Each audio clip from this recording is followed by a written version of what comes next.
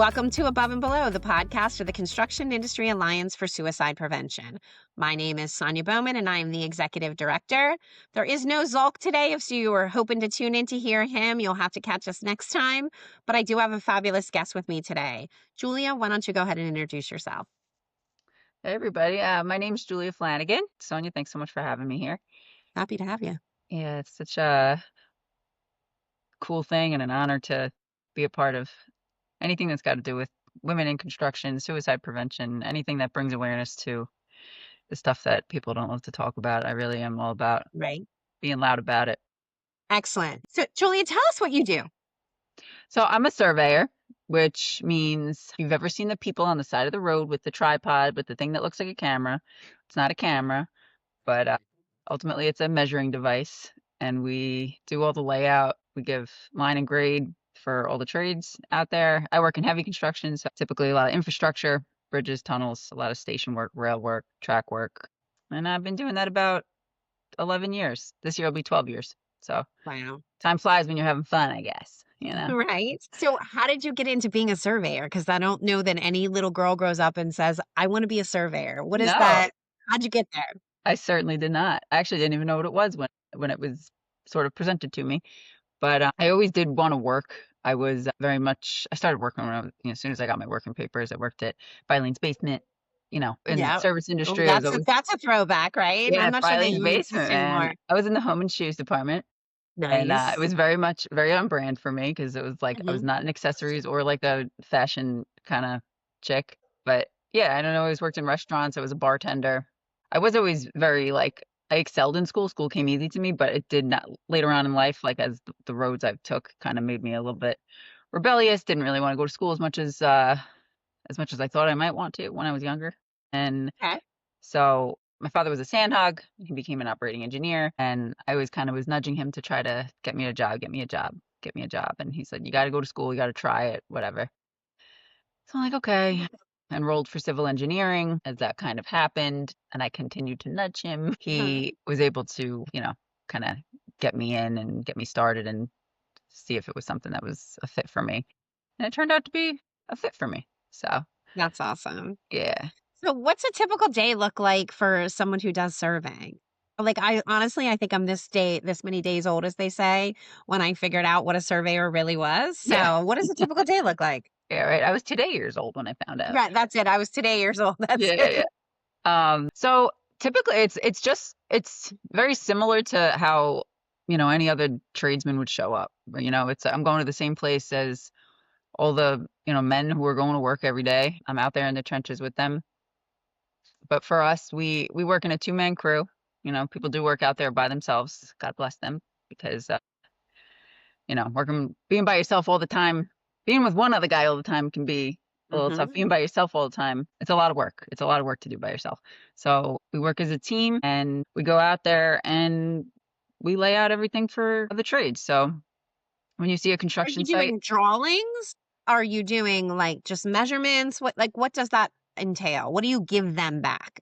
right? There's blueprints, there's drawings Yep. for the job, right? We have the design for the job, and we have all the coordinates from those drawings. They're in a system in the computer on a program, AutoCAD typically, and Mhm. we have that information in our handy dandy data collector, right? Got it. And Yep.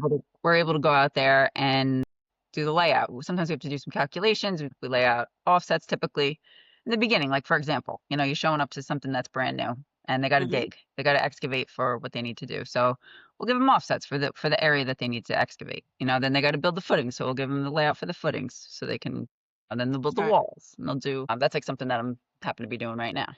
But like we could also go out there. Like there's really like a bunch of different kinds of tasks that we could have for the day. It depends on the job, depends on the day. But we could show up to a bridge that they need to know the existing conditions of, right? So we'll just be out there shooting the road, shooting the curb, shooting the retaining walls, the Hmm. roadway, everything. So we kind of do a lot of different stuff. Generally, it's for us, it's kind of like okay, it's just all the same, but we do a lot of different things. It's kind of It's fun. not stressful. I feel like you are like there's no margin for error, right? Well, it can definitely be stressful, yes. It can there's definitely we're always, the first one to be blamed, which is and being a woman out there, I kind of like I've kind of fallen into like I'm like it's me. It's me, Just blame me. It's easy, Right? the easiest route. And but it is. There's a lot of pressure. And it does help that I've been around for a while, and kind of once you're around for a while, you kind of get to know the same people and you have a better relationship with them, so there's not as much, we kind of know each other. There's not a we're not like they're not like onto you as much. Sure. You know what I Yeah. mean? But yeah, the pressure it can definitely be stressful. I worked with my old partner. He'd always say, "You want to be surveyor? You want to lose the hair?" He's Right. Croatian, and he would say, "You want to lose the hair?" It's like I get it. Once I stepped Yeah, into absolutely. to the leadership role, I was like, I see what they're saying. Very cool. So we're going to dig in a little bit now. We just wrapped up WIC Week, which is Women in Construction Week, and we just had International Day of Women. So what does it really mean to be a woman in the trades? Like, is it different? Is it harder? Is it, do you get treated differently? Tell us the nitty gritty there. Well, it's interesting. It's taken different shape through the years. I'd say Okay.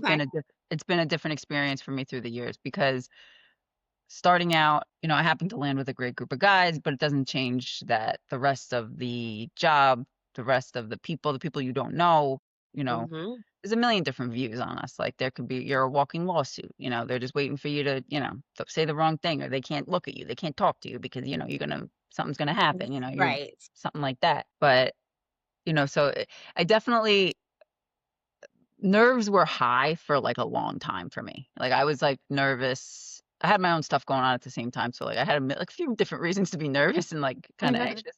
But I definitely noticed that I felt like I had to prove myself for a long time. It wasn't always as easy as it feels now. It wasn't always as Right. natural as it feels now. So I will say that I can't say I have a ton of experience with the discrimination. Like I don't. Yeah. I That's definitely feel. amazing. Yeah, Right. definitely feel eyes on me. Like there's no doubt that Hmm. people are watching, kind of waiting, like, I think in some way or another, like there's always like this dynamic of like kind of waiting for people to mess up, like just to have I something to think so say. too. You know what I mean? Like just to bust balls, just to like whatever. Hmm. But I felt that way for a while. But thankfully, like I kind of said, like I've been around, I've been introduced to good people. I had my father who I did work in some places where he was known, so like it was kind of it wasn't like I was treated. Set the tone a little bit, right? Yeah, it wasn't so much of a I never really liked to drop his name. Like, of course I would if I knew that like they had worked together or something like that, Mhm. but I never wanted that special treatment. I didn't want to like have to do nothing because I was his daughter or anything like that. That, Sure. that wasn't going to happen anyway. But there was like a real sense of starting in the tunnels. There was a real sense of camaraderie. I loved working this with the Sandhogs because like I felt like I got the hog blood. I got the hog Mhm. blood. Like I felt connected. Like Right. it just felt One like of a them, sort of yeah, sort one of of. the team. Yeah, Yeah. and once That you makes sense. once you work somewhere like that, like in a tunnel that's like just Mhm. being built, like it's only up from there. So like you're working in the nastiest conditions, like it's only everything is like a luxury after that. Sure. So, but there's like a sense of camaraderie, Mhm. and that I carried that. Like I was able to take all those years where I am now is like much more at ease, much more confident, much less worried, really. Do you think that's you or the job? Or both? I think it's me. I think Okay. it's me. Yeah, yeah, because like, if I were to walk into the job sites now from the place where I was then, I Mhm. think I'd be even more nervous. Like, I think it would be harder for me, Right. you know?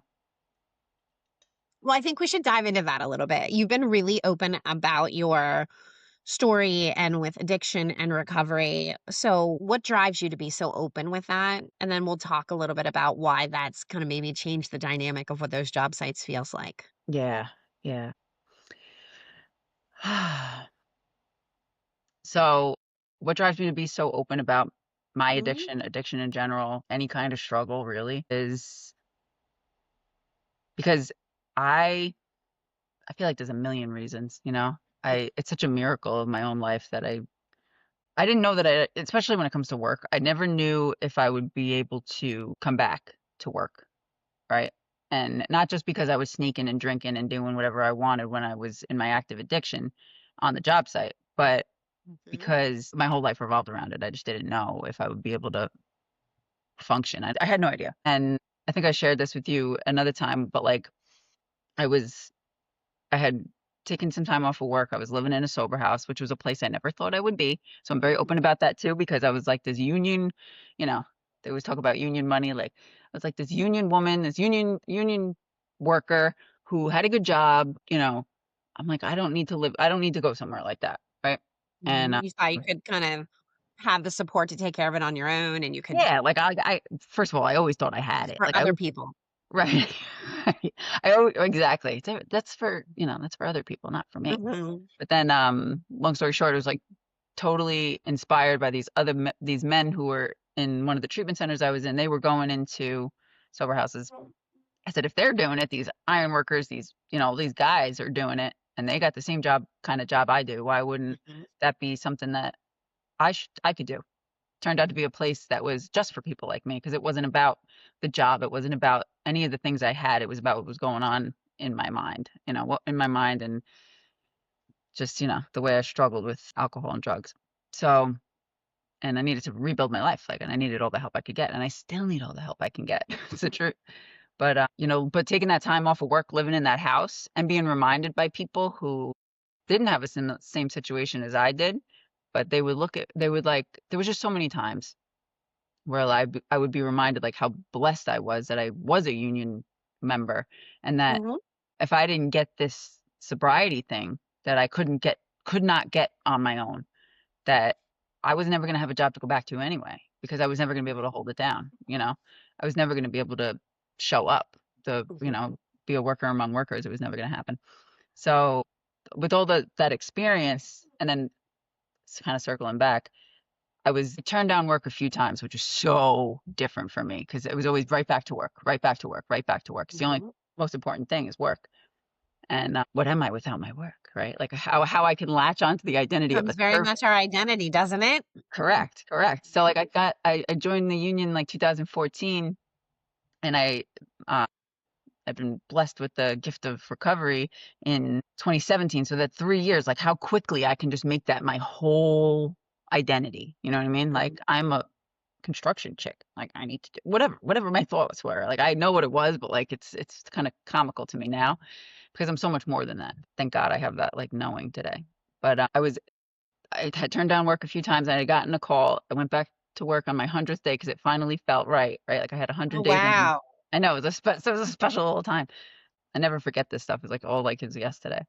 The job I went back to was this job that I had really like kind of made a fool of myself, kind of like didn't want to go back. Wouldn't have liked to see Show those people face. again if I didn't have to.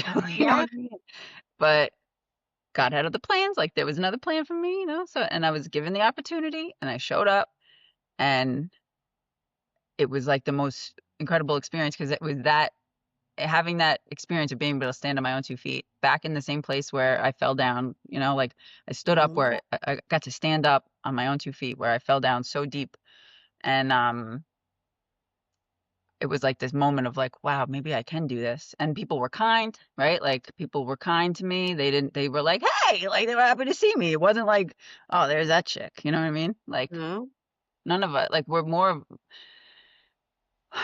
we think people are thinking about us all the time, right? Like people aren't thinking about me. People aren't thinking about me all the time. I'm not that like I am important, but I'm not that important, you know? And it was a really that was a powerful experience for me, and I kind of knew then that maybe I could do this thing, you know, maybe I can do this thing.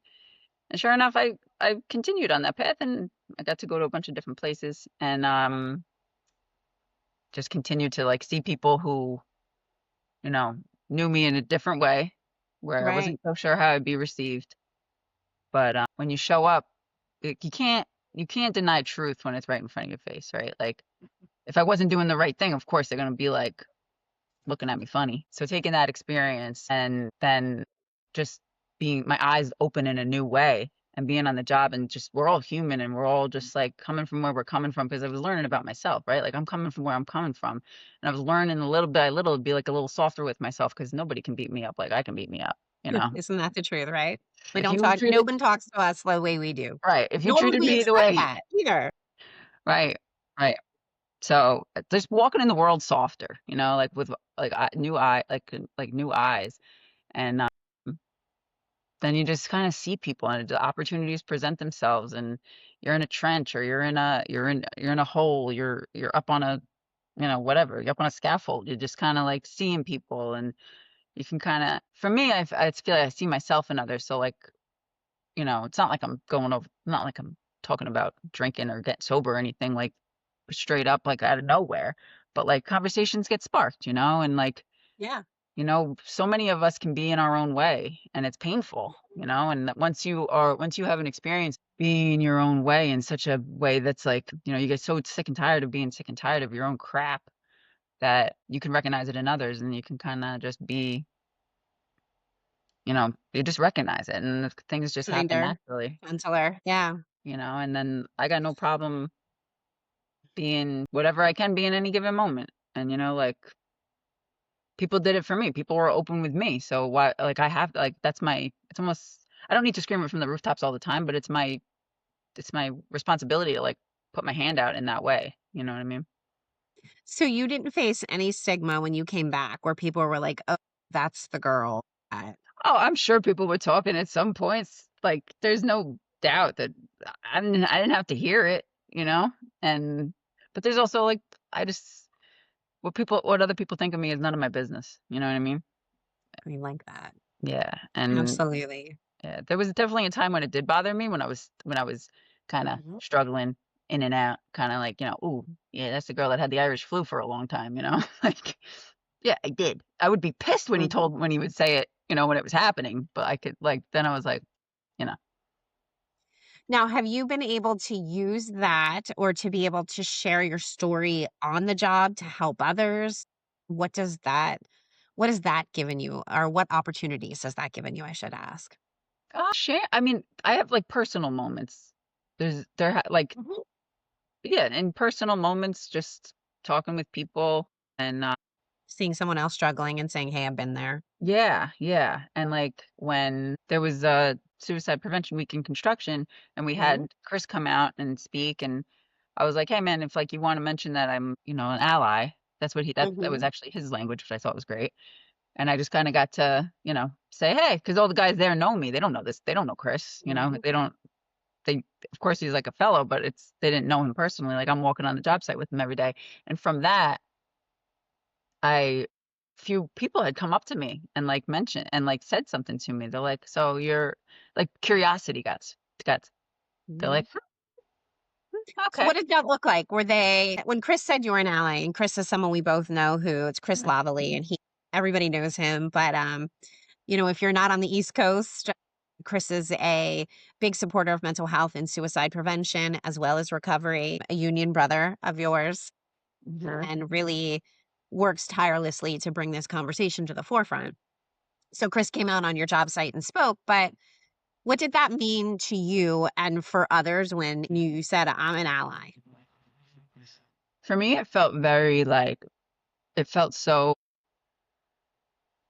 I think the best word I could kind of use it, it feels so aligned for me to be in that kind of just to even just be mentioned. And it's not about me. It's about the I've kind of been knocking on doors trying to like bring awareness like wherever I can. And you know, it's kind of I don't know what the words are, but like it's new. It's unfamiliar for people to talk about. Mhm. People are about it, but they don't really know how to go about it. And I'm right here, but you know, it's just new. So it's like not something that I've really had a ton of experience with, you know. But I'm all about it. I'm ready, but you know, So what I kind of conversations did it spark? What were people coming up and saying or asking? so two different foremen came up to me and mentioned kind of like guys that they had maybe noticed something going on Mhm. with. And I said, okay, like, you know, they don't really know, but they noticed like a shift in his behavior, sort of maybe upset and just, so from that, I was able to, I always say hi to everybody, like, but like I've kind of made a little bit more of an effort with these people Mhm. just to say hello and check in and like see what's going on. And from that, I got to learn about them and learn what's going on in their life. And like, we got to have a conversation. I share a little bit about what's going on in my life. Like, here's a little bit of my stuff that I'm having a hard time with, like, and stuff that they're having a hard time with. And I could tell it makes a big difference. It's so Mhm. wild how we live in this place. Like, I know you're in a city, I'm in a city, or at least I Mhm. work in a city, I'm out here. But like, so many of us feel so alone. And we have Yeah. our worlds are so small in these big cities and these big places that we work, but our worlds can become so small, you know? And then when there's conflict at home and it's like there's stuff going on, like it really can make you feel like there's like what's the point? Like this is just so hard, or it's so dark, or like this Mhm. is just so like I'm so tired of this. And when you get to talk to somebody, like human connection is so powerful, especially when it's with someone who kind of gets what's going on, you know. And I learned that from my journey in recovery, like how people who also struggled would just share their, and it was like the power of just sharing. Mhm. It's like There boom. is such power in our shared stories when you can say, "I'm struggling," and it's I don't wanna say it's nice, but it's cathartic to know that you're not the only one walking in this path, and you're not the only one that has really hard times with it, or if someone else acknowledges, like, "This shit is hard." Totally. Totally. It's no coincidence today, kind of off, that's not, it's not off subject at all. It's actually right on, very on track. I was right before this, like I've been walking through something on my own, and it's like pretty much for the year so Mhm. far. Thank God it hasn't been that long.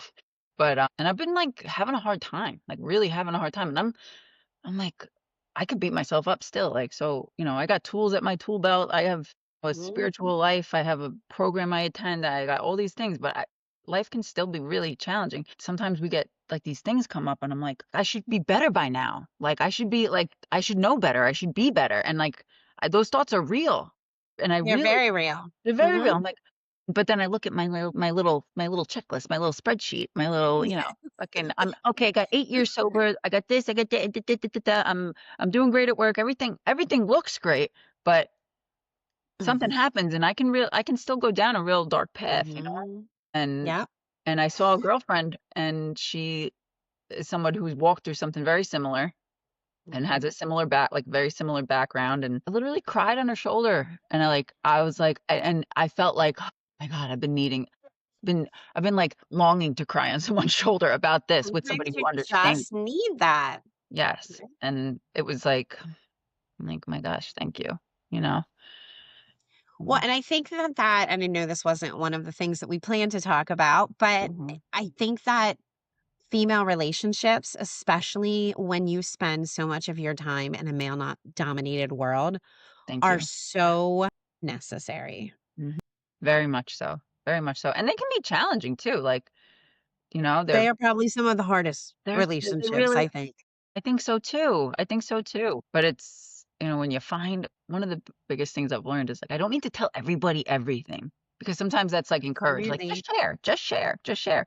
But like, I need to share in a safe space, right? And I Mhm. need to share with people who, you know, understand, or at least like Mhm. want to, so you can feel like that safety, because safety is like so important. And know that they have your back. It's really hard. I think that we spend, as women, so much time competing for the spaces and places that we wanna be in, that we Mhm. then compete with each other, and we're always competing with ourselves. It's so, oh my gosh, it's so true. That is a great, that is so on point. So Yeah. on point.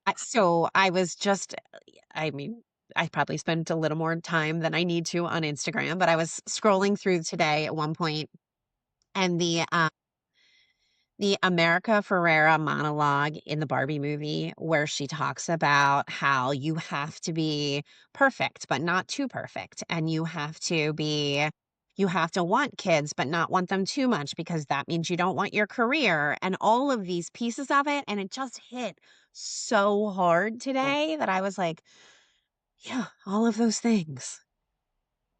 I feel that so much. I feel that. And, it's no coincidence you bring that up, because there's something, like I shared, this year will be like 12 years that I'm doing this, right? I'm very dedicated. I made, I've been Mhm. very dedicated to my career. and it's taken up a ton of my time. And I could not always see the things that fell away because of how Mhm. focused on work I am and how, you know, adamant I am about saying yes to overtime. And like I do have Mhm. like a hustle. Like I wanna work a lot now so I can like chill when I'm older. Like I have like a but it's hard like I've talked about this with other women on the job site about we're out there for 12 hours a day all weekend for like months. Becomes your whole personality. And we're like we look at each other, we're like, "Damn." Like neither of Mhm. us have families. Like that's the truth for me. Like I'm Mhm. like, "Damn, I'm 35. Like I got a few years." Like, I'm like I'm starting to think about things that I never really thought about, my I just Mhm. it's a real thing, and Mhm.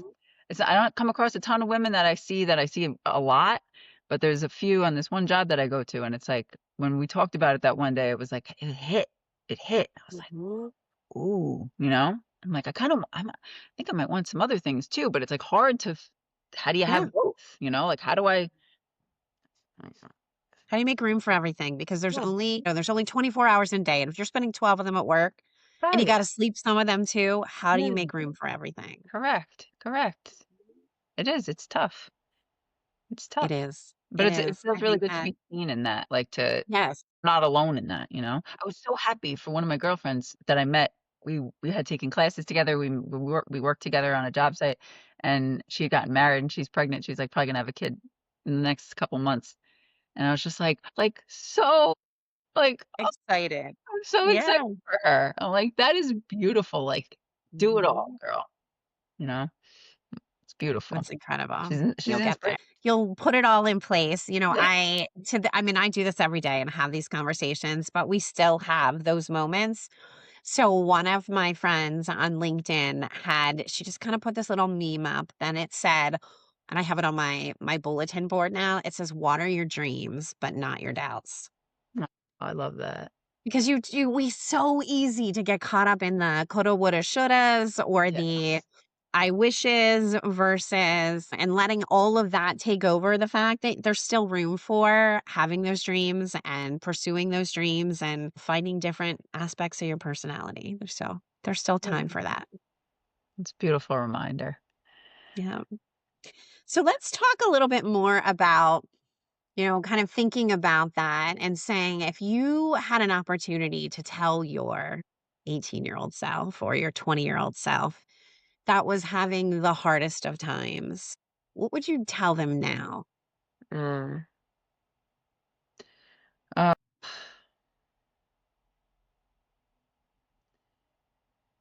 this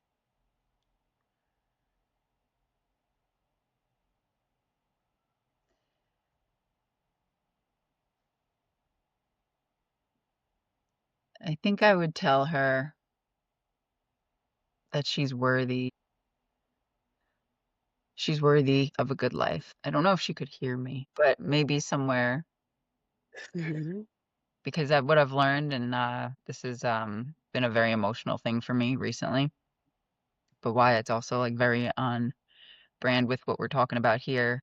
I am a woman in construction, so it's got everything to do with that, and it's got everything, and it's connected to how much I've dedicated my life to work. And for a very long time, I've had this feel like from when I was young and growing up and living the life I did, this feeling of not being good enough, right? How real that is. And it's been a long time since I felt it, but recently it came up for me, and that's kind of part of what I've been walking through. Mhm.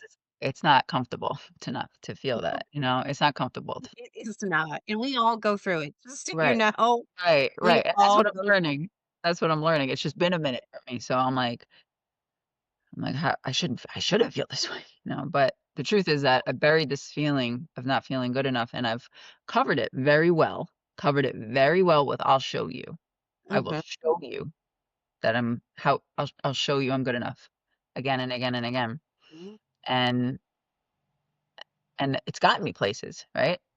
And it's a very aggressive, fierce "I'll show you," and there's Mhm. some oomph behind that I won't really let come out right here, but, uh, Mhm. I think you know what I'm talking about. Mhm. I think other women would know what I'm talking about because the way it's rocked me recently is like, wow, wow. And Imposter syndrome is real. It is very real, and we all struggle with it. yeah. Mhm. Yeah, so but I can look back now and I can see how it's played a thread through my life. Like you are enough. Like you are enough just as you are. You are enough just as you are. That's I'm like, perfect. yeah, yeah. So, in a let's flip this on its head a little bit, piece of that, what are you proud of right now that you never thought you'd accomplish? Oh man. I never thought I could be party chief running my own crew. Definitely not. I was always so nervous about that. I got thrown into that position when I did not feel equipped Mhm. for it, and it made me a nervous wreck. But today I am fully confident, and I love what I bring, you know. Aside from my ability to do the work, I love what I bring to the job site. Mhm. The connection that I get to have with other people, the energy, the having a good time, the let's get the job done, but let's be kind to each other. Let's play around, but like, I'm gonna yell at you, but I'm gonna yell at you with love. I'm gonna yell to Right. you, I'm yelling to you, not at you, Uh-huh. and I'm proud of the I'm proud of the when it comes to work, I'm proud of the relationships I have with people today. I swung by a job site I dropped a piece of equipment off to one of the guys who gave me a call, and we've developed this like special relationship because there was things that had gone on while we worked together where, his wife got diagnosed with cancer and she was really going through treatment, and then I had something happen with my family that like really just rocked me, and I was very emotional. I needed to like take Mhm. care of that. I needed to like excuse myself, and just these beautiful relationships that have been formed. Mhm. And then like even like little relationships I have with like a carpenter foreman from one job and all these different things. And my partner who I work with, his name's Dan. We've developed a real like have each other. We always have each other's back because we work together, but like on a different level because of our openness. And That's um incredible. it's beautiful. It's beautiful. Like Mhm. we check in on each other. Like like there could be days, like, I'm not gonna lie, no crying in construction, bullshit as far as I'm concerned, because I'll put on the big ass sunglasses if I'm going through something and something going on. There might be a time I'm gonna cry, like I might have to cry just because I gotta let it Mhm. out. Because if I keep it inside, it's just gonna kill me, you know. But that might sound like kind of crazy to some people, but when Not you at all. when you're walking through heavy stuff, man, it's like we spend all our lives at work. Like, what am I gonna do? Where else are you gonna let it out? Sometimes you have Exactly. to. Right, and we don't know when it's gonna hit. Sometimes I'm washing the dishes and it happens. Sometimes I'm driving a nail in the ground So and it true. happens, and it's like, Mhm. but I don't Mhm. but he knows, and I'll be like, "Yo, I need a minute," or he's got something going on, he needs a minute. He's walked through a lot of tough stuff too, and we share with each other, and it's not just like two people doing a job. It's like it's more than that. It's different. There's a lot of different kind of work being done. So, Yes, I'm proud to absolutely. I guess I'm proud of my openness in that way. And it allows me to have relationships that I didn't have that I don't have without that openness. All right, so here's another tough one. This is our thread that we kind of weave through all of our podcasts. Mhm. Excuse me. We ask every one of our guests, what would or what is your word of the year? Mm. Meaning that one word that you will zero in on, that something either you are proud of, that you are kind of keeps you going. What is that? And so just to kind of give you an idea, my word of the year is I have two of them really. One of them is community, and that is creating spaces where if we're all doing this work individually, there's going to be lots of little things that are getting done. But if we can do it together, we can then be stronger and bolder and more productive. So, building a community in this space, and the word that kind of goes with that for me is catalyst, because sometimes that Mm. means you have to be the catalyst to connecting people in that community. So, those are my focuses for this year. Oh, I love that. And you are doing that. I've experienced it firsthand. So thank you Thank for you. that. And I have one word that it's my word of the year, but I think it's the word of my life so far. Well, maybe not my life, but definitely for the last long while. And that is continue. Continue, continue, continue. It can be applied in many different ways. It means a lot to me. And it reminds me just one foot in front of the other, because sometimes that's how it is, right? One foot in front of the other. And you said community, I'd say connection would definitely be mine too, because I can put myself on an island like nobody's business. Mm. That brings me to a I nice, think that is what we all that's another one of those yeah, traits I think many women have is that when things start getting rough, we isolate a little bit correct, correct. because we don't, you want to keep that tough exterior up and make sure that nobody is Yep. worrying about you crying on, like no crying in construction. Yeah, yeah. So for sure. Well, thank you so much for this conversation and for being so open and sharing. And my hope for you is that you continue to water that garden and that all good things come. And thank you so much. And I'm excited for the other, to put a little teaser out there to the world that we've got a really exciting resource for the industry coming out that Julia plays a huge part in. So tune in to what CIASP has to come and you'll see some great things. So thank you so much. Thank you so much, Sonia. Pleasure, always. My pleasure. Take care. You too.